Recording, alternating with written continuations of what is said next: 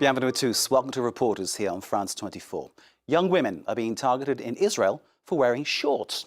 Teenage girls have been excluded from school for wearing shorts that are judged to have been too short by their head teacher. But at the heart of this story is a struggle between two notions of Israel, one liberal and modern, the other traditional and orthodox.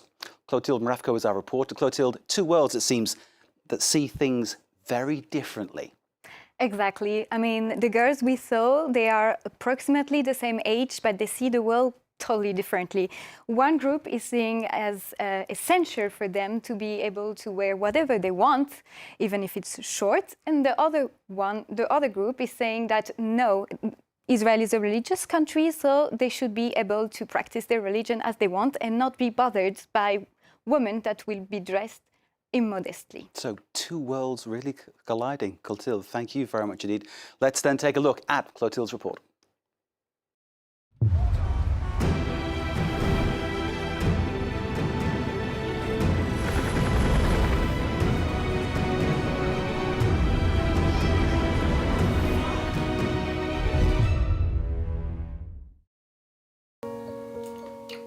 Kay is 13 years old.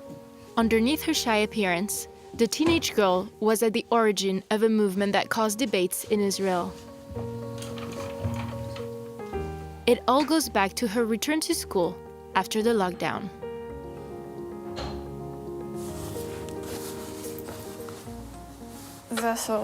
I was wearing this pair of shorts.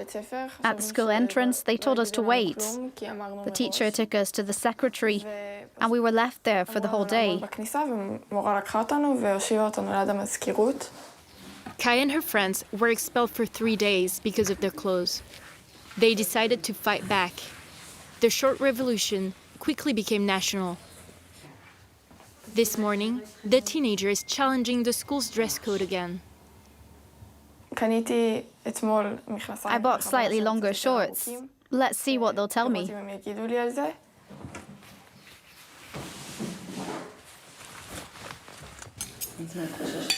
Are you afraid? Well, you know, after what happened, they can't expel you again, so don't worry. If they say anything to you, just give us a call. Kai's mom, an architect, supported her daughter. For her, giving up shorts is surrendering to the rise of conservatism in Israel. I also went to class wearing shorts. It was 30 years ago.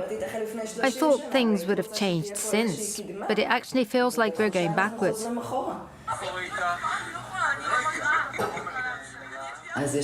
We sent the photos to a big Israeli newspaper, and from then onwards, it spread across news outlets on every channel. One of Kai's pictures made the cover. We can see 5 teenage girls from behind, wearing shorts, standing still in a sign of protest. The photo was replicated by others everywhere across the country. In just a couple of days, in dozens of elementary and high schools, Israelis are also getting expelled because of their shorts. Everywhere, gatherings are being organized. What girls are mainly denouncing is injustice. You're being expelled. Boys, however, face no issue when going to school wearing shorts. Kai's school in Ra'anana quickly became overwhelmed by the controversy. The principal refuses to speak up. An education counselor working at town hall, however, agreed to an interview. It's written in the school rules. Students are allowed to wear shorts as long as they are not too revealing. The clothing item must arrive here. For boys and girls both, there is no difference. The counselor isn't mad at Kai and her classmates. However, she refuses to transform this controversy into a fight between liberals and conservatives. We are not facing a case of a teacher telling her students don't come dressed like this. It's a matter of respect. At school, we have to be dressed in a way that is respectful towards the institution. This has nothing to do with modesty. Why has a simple pair of shorts caused such a stir in the country? Because what is really at stake behind this piece of fabric is the opposition between two Israels, which have been tearing each other apart since the creation of the country more than 70 years ago. On one side, a westernized population with liberal values. On the other, a religious and conservative society. Writings on the walls in Jerusalem even remind women of how they should be dressed to walk around the neighborhood.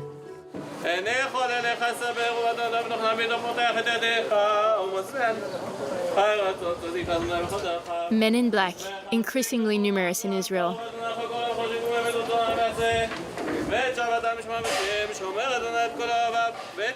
La parole de Dieu ou l'expression de l'Akadosh Baruch Hu, de Dieu, qui est plus sous la... In this all-girls high school, we are an hour drive away from Kai's school, but in a completely different universe. Qui sont la base De la Torah. de la Torah. Comment se comporter. Et c'est important quand même de préciser. Here, students are learning the tzniut, modesty, a stricter religious norm for women than for men. Pour d'autres événements, This is the basis of Judaism. A woman must preserve herself. A woman is not what we call public domain. Modesty is not only about clothes, modesty is also a way of being, a way of expressing oneself. Be it foul words or speaking loudly, or gestures, but also ways of sitting. It's an ensemble. C'est tout un ensemble. Restrictive rules. It's a boys' universe. Sharon and her friends all immigrated from France to get closer to religion in Israel.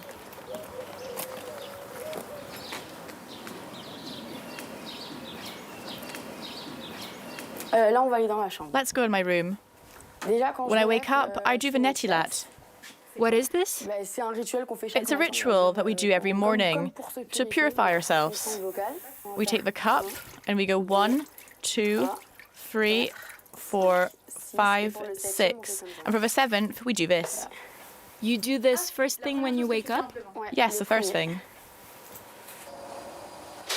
In Sharon's closet, no shorts, no pants. She's only allowed to wear skirts. Par exemple, celle-là, elle a un peu rétréci. For example, this one shrunk. It's my fault. I'm not very good at doing laundry, but normally it doesn't go above the knees.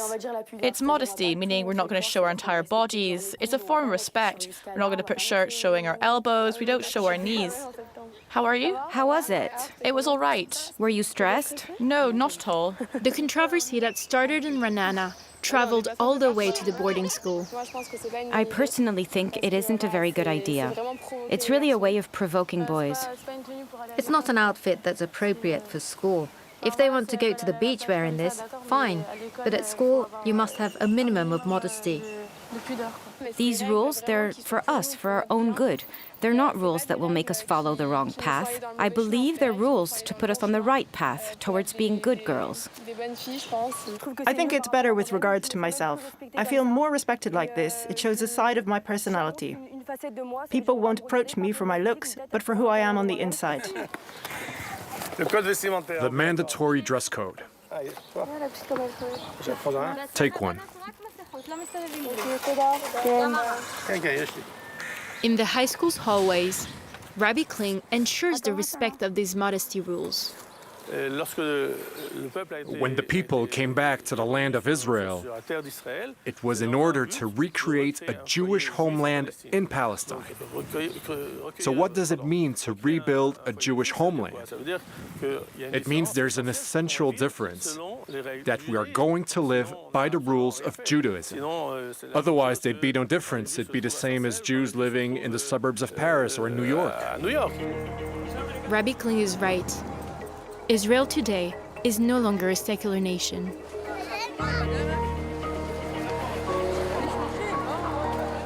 In the streets, in the government, religious people have a say on almost every major issue.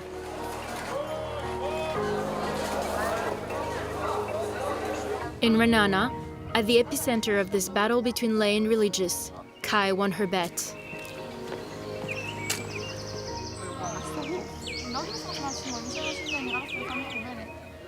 I came in and they didn't say a thing. All the girls were shocked that they didn't ask me anything. I'm happy they didn't make any comment. They didn't even look at my shorts. I came in as if everything were normal. The teenage girls are aware of the onslaught of reactions they've caused in a few days. There were a lot of posts.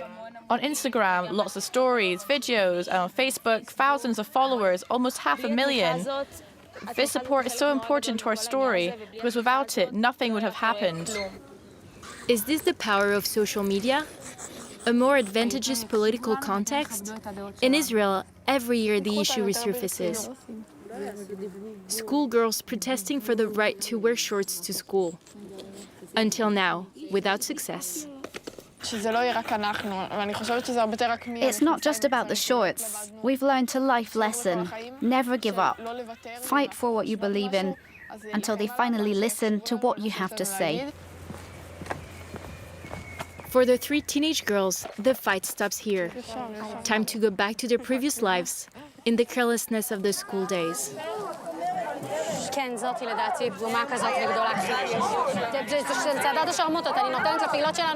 However, for Brasha and lots of other women in Israel, the fight is far from over. This summer, thousands gathered in Tel Aviv to protest against feminicides.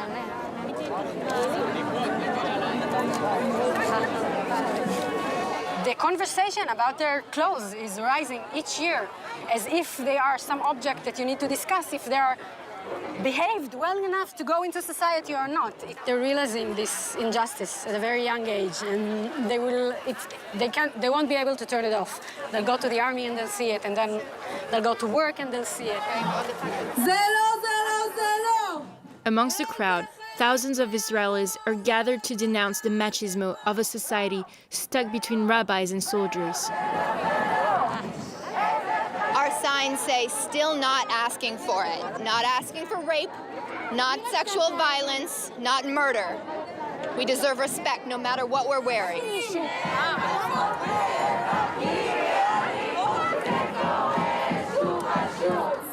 The battle is being fought at school, in the streets.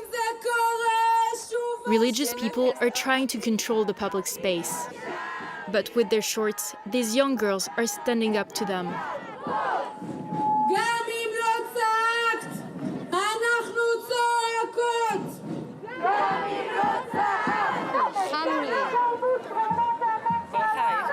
The religious party in the country will always be a part of the way we work here, but not. I mean, we have our opinion, the opinion of the non-religious people, and we won't let them take over the way we feel and our public spaces. There will always be a fight about it. A battle to exist, but non-religious people won't be able to change the nature of their own country. This is the paradox of Israel. Created to welcome the Jewish people.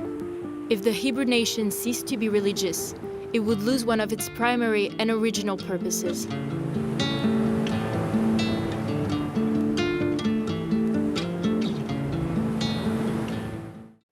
Well, Clotilde is still with us. Thank you so much for that report. I mean, it's fascinating to see the two dimensions there within the one state. It's kind of unbelievable in many ways.